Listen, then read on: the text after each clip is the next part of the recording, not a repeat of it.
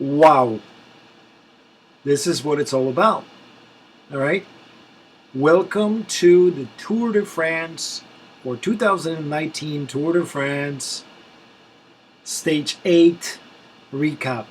Amazing day in racing, and this is exactly why we cycling fans watch it.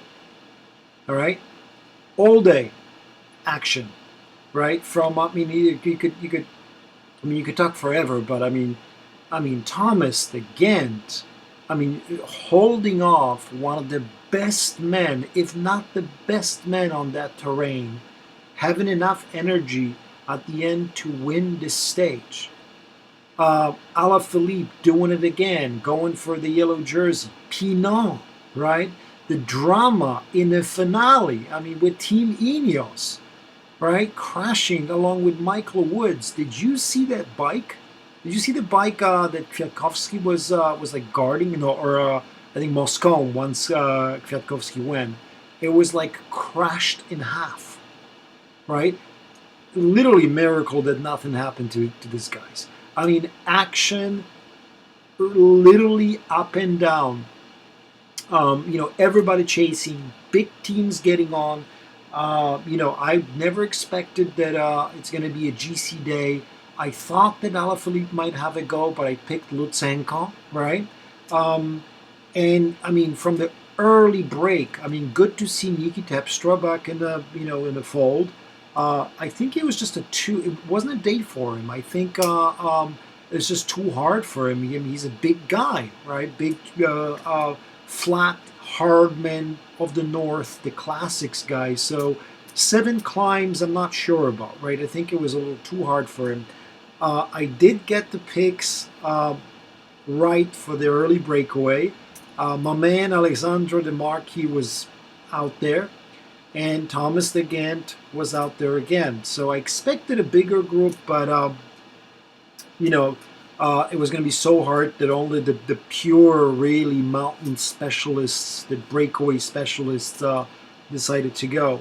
Um, I was pretty surprised that Astana started chasing for Fuguslan. Maybe he had something in mind at the end of the hill, but it was interesting to see Movistar, and it was interesting to see Astana pick it up so early. And literally the day was so hard that the sprinters kept dropping early, coming back, fighting. It was just, I really always enjoy watching that back camera. It's one of my favorite camera angles. Um, I like the overhead, but I like the back because you can see who's dropping off, and the guys are clearly not enjoying it, when they have the camera in their face. So the sprinters were dropping, yo-yoing back and forth, and then they made the tempo super hard on that, that's climb number 6, and all of a sudden, like Peter Sagan started having issues and kept fighting. Did you see this guy fighting today, all day, up and down to stay with the guys? Not only he was fighting to stay with the top group, but he was actually getting the waters for his leaders, right? For the guys in the mountains. Not that he's not a leader; he's a leader. It's just for a different, different terrain. So it was really very, very entertaining.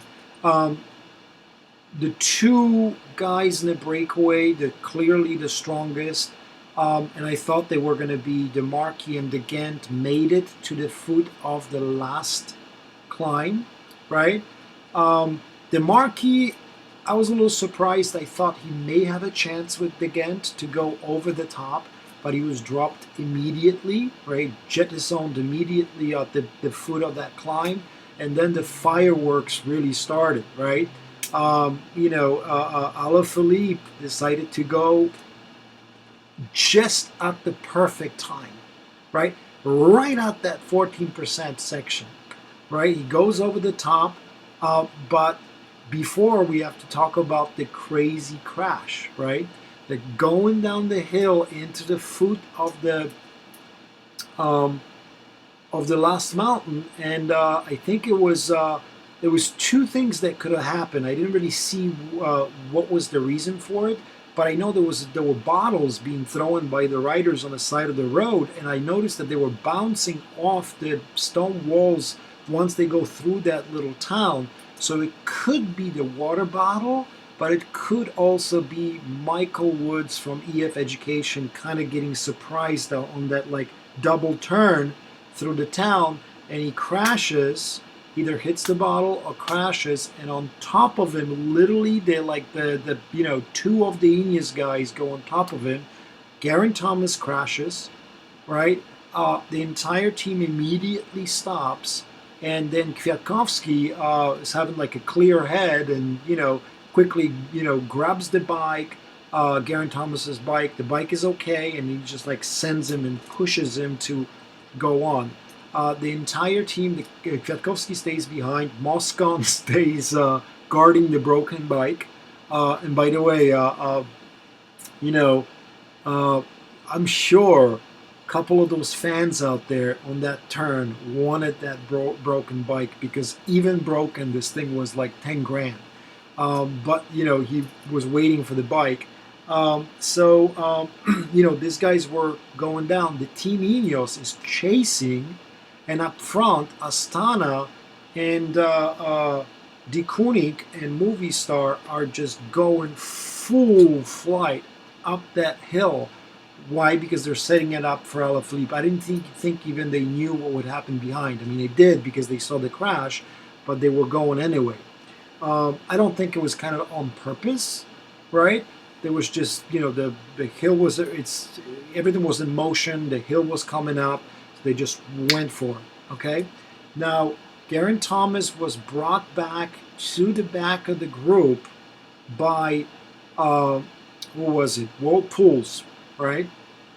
And he was brought back past the commissaries, past the final car, and he just kind of regained his contact with the group and was up towards the middle of it immediately. And this was the time when Alaphilippe just I mean, did you see that that acceleration from he was like 8th or 7th, and he just goes. But good on Pinot, good on Thibaut Pinot, because he was right behind Alaphilippe. He was exactly where he needed to be. He sees the acceleration and goes after him, and just really struggle. I mean, the picture of pain. It was almost like me trying to climb, my local 50-yard steep hills. Right? He had that kind of a face on, and he makes it. He catches the wheel and he makes it, and they go down. Right? At that point, I expected that the Ghent's going to be caught for 100%. All right. So, but there was that little 1 kilometer rise out of 2K to go. So I expected that the Ghent's going to be caught right there, and Alaphilippe is going to have the full glory, either Alaphilippe or Thibaut Pinot. So Alaphilippe gets the 5-second bonus for coming in on the second on that final climb. So he's 1 second behind as they're going down the hill.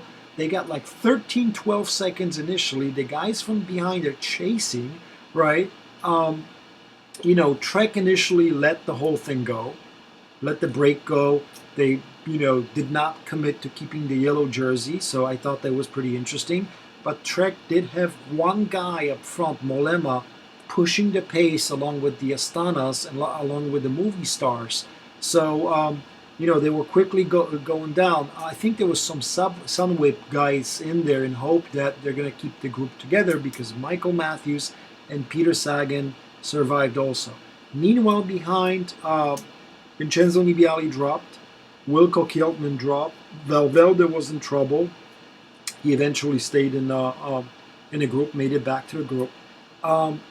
So the advantage was becoming 20 seconds, and on the last rise, the Ghent survived, right? He made it over, and he goes over to get the win. I mean, I thought it was pretty amazing, right? Everybody on the NBC broadcast were amazed. They loved it. I was actually pulling for the Ghent, right? The same with pretty much, 20 million people around the world for him to survive, and he survived. And the breakaway specialist, the man of the hour, takes the win, well-deserved win, literally from kilometer zero all the way out throughout the stage. He stayed up front and he gets the prize. Pretty amazing. Thibaut Pinot beats Alaphilippe for the second place, but Alaphilippe gets enough time on Ciccioni to regain the yellow jersey. So we have a Frenchman in the yellow on the Bastille Day tomorrow, and he still has a chance because of the similar stage tomorrow. Maybe a little bit less lumpy, less difficult, but still very lumpy in that last climb, 12.5k before the finish, so he still has a chance to win tomorrow. Now, a couple of things to take away from the stage, right? I'm just still not sold on Team Inoes, right? I mean, everybody on the NBC broadcast today were saying, oh yeah, World Pools brought him back very quickly and all that. It was a Category 3 climb. He brought him back and then he dropped, right? He didn't bring him up back to the top. So, I still, De Barle was already gone a long time before, right? Kwiatkowski had to stay. So I'm just not really sold on Team Ineos being strong enough for this year. We'll have to see, but clearly World Pools, the number one, supposedly the strongest captain, is having issues. Now, of course, that leaves Bernal. That leads me to another thing, the leadership questions again. Bernal avoided the crash. This is the 2 times now that Geraint Thomas crashed in this tour, and he also crashed in Dauphiné. So, we'll see where this is going to leave him tomorrow for that final descent. And more importantly, how is his head before the big descent from the Alpine and Pyrenean cols? So that, we'll have to watch that. But I think the leadership is still kind of not sure there for Ineos, because Bernal is clearly the protected guy, along, of course, with Geraint Thomas. I think Geraint Thomas is still the man for Ineos, but they're carefully watching him, right? And Bernal is just there to take over if there's a chance. I am not sold on Team Ineos again. I think they're not as strong as they are in previous years with Sky. Thibaut Pinot, right? What can we say? Win all along the way on this stage. The guy was in the right place and watch Alaphilippe's acceleration and just went after him. He didn't crash. He was right there in the left place. He gains time now on Geraint Thomas. So now you've got Geraint Thomas's advantage from Planche de Belle and advantage from Team Time Trial wiped out. He's 26 seconds behind. So now Thibaut Pinot is kind of dipping into that advantage, right? Which is, really amazing. So now, we'll see how tomorrow goes. What happens tomorrow?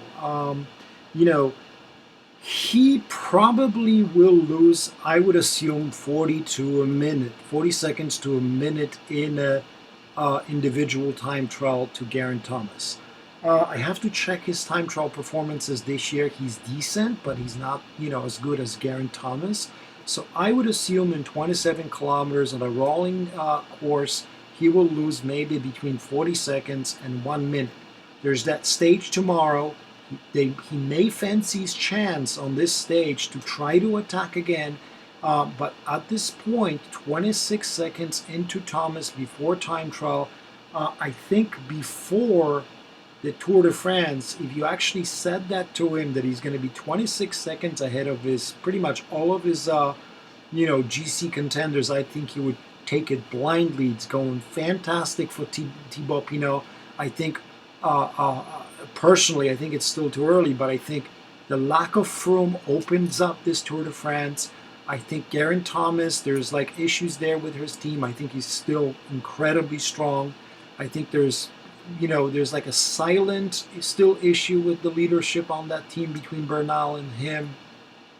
So we'll see where that leaves. But that leaves Thibaut Pinot. But it's really interesting because If he's within a striking distance between 20 and 30 seconds after the individual team time trial on the stage 16, this will make the Pyrenees and Alps even more exciting because they'll be attacking each other, right?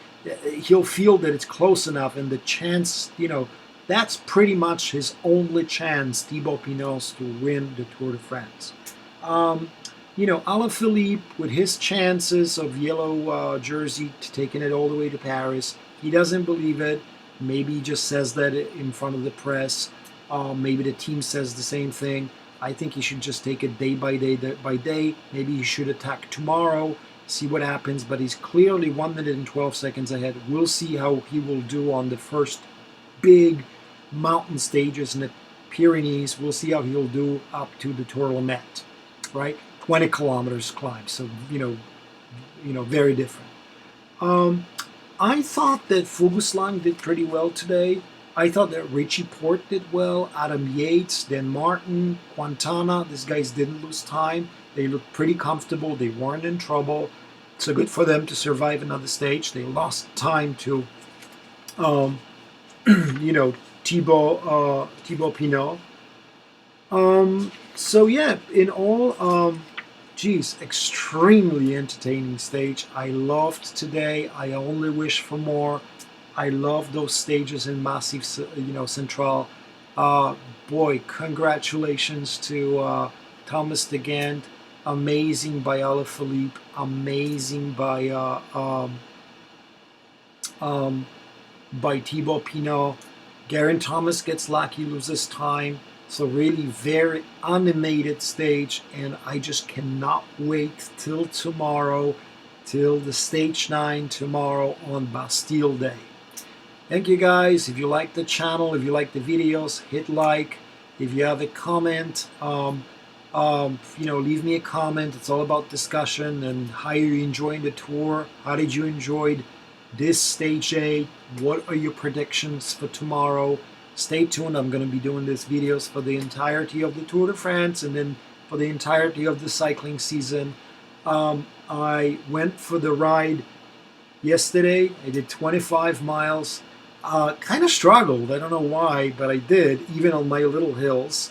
I'm going to go again today, right? Got to get my ride in because now I'm really, really excited. All right. If you like the channel, subscribe, and hopefully you have a good weekend. Stay tuned for tomorrow, okay? All right, take care, guys. Bye.